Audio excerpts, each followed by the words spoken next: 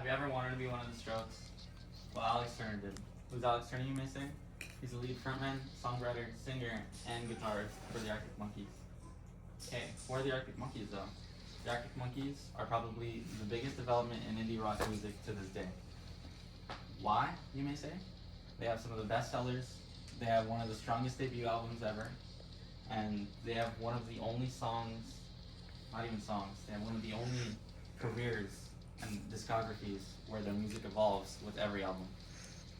I'm Eduardo Garcia, and here I am to present why the Arctic Monkeys have the biggest development in indie rock music. Why is indie rock music important to music as a whole? Indie rock music is just, it's how people show that they want to make music and they want to make rock, but they don't really have the studio to be able to do it. What makes AM different from others, though? AM makes it different from other bands at the time, from the early 2000s to mid 2000s, because AM, they just wanted to make music. They wanted to be like their friends who also had bands at the time. So AM is different because they had their own sound. They wanted to be just generic people that liked making their own music at the time, about being teenage boys in Sheffield Green, in the UK. Next, we have their early life. So here we can see that we have Alex Turner, Matt Helders, Nick O'Malley, and Jamie Cook. There are 5 technical members, where there is also, on the left picture, Andy Nicholson. Andy Nicholson was their bassist for the first album, where after they got pretty popular, he decided to quit the band as they didn't really have bad blood, but because he couldn't really handle the fame and all the stress from touring. What made this band of British teens popular so fast?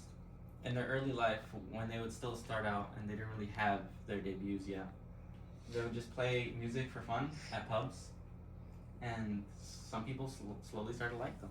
So they would burn CDs on their own and then hand them out at the end of concerts, and like little gigs that they would take at different pubs and bars around. Why did they do this instead of just selling them? They thought it was cheap.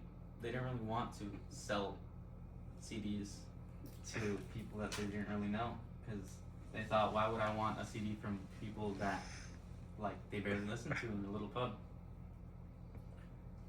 But however, next we'll have the 3 facts. So, like I said previously, we have their 4 first band members: Alex Turner, Matt Helders, Jamie Cook, and Andy Nicholson. For our first fact, we have Nick O'Malley, the now bassist, wasn't the original bassist of the Arctic Monkeys, as their previous bassist, Andy Nicholson, had quit. He didn't really like the fame, and he just wanted to be out of the band and not really have that much fame on him because of all the stress of touring. When they first started touring, they had huge fame because people had started uploading their CDs to MySpace online.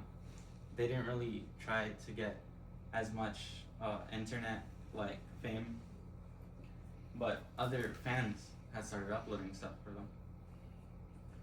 From this, they got their first contract with the Domino Company, where they could have gotten contracted for way more, but they liked the idea of having free and like self-sustain of whatever music they wanted to produce.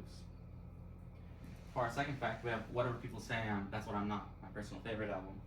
Also their first album. It debuted as one of the biggest and fastest selling albums in all of the UK, selling over 2.5 million copies and being 6x platinum. Lastly, for our last fact, Alex Turner and Jamie Cook asked for guitars for Christmas one year. Shortly after, they enlisted Andy Nicholson as their bassist for the first album. And then lastly, Matt Helders joined the band on drums, simply because it was the only instrument left. It wasn't out of he wanted to play it, he actually wanted to be a keyboard player, but it was out of necessity. Next, we have their development. Their mid-music shift from 2009 to 2008. Although they shifted from every single album, this is their biggest shift, from Humbug to Tranquility-Based Hotel and Casino. We can see in Humbug, they had inspiration from people like Queens of the Stone Age, where they actually went out to the desert one year and they got to collaborate, and on Humbug they wrote one of their heaviest riffs to today. And for Tranquility Base Hotel and Casino, we can see that it's a big gap between the two, being 9 years. But these are the two albums that have the most change. As before Tranquility Base Hotel and Casino, they had AM, which was their popularized album. But Tranquility Base Hotel and Casino, you hear, it completely changes. After AM, people thought that they were gonna keep writing songs just like it. They chose to go a different route. They chose to go a route where they could write music that they liked, whatever music they wanted to write. So they wrote music with piano and organs and stuff that they thought the future would reflect on. Now, Alex Turner, is he a musician or really a poet?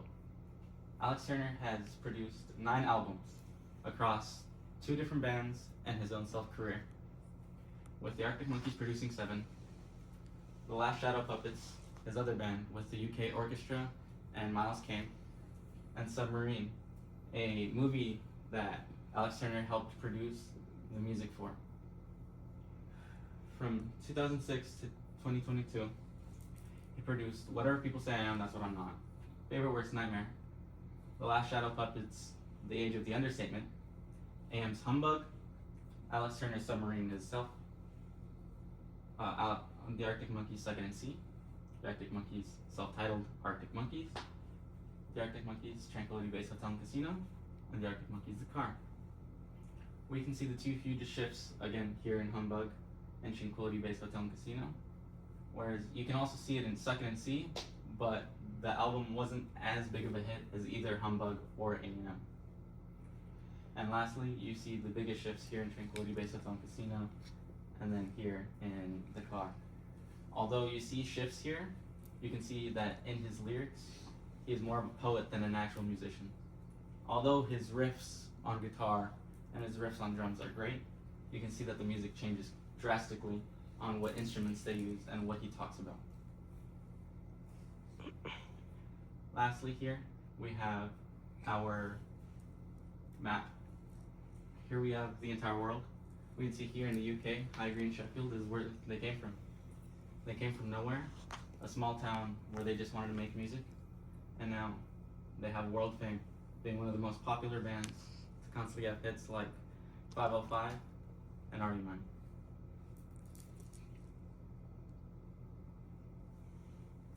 Thank you.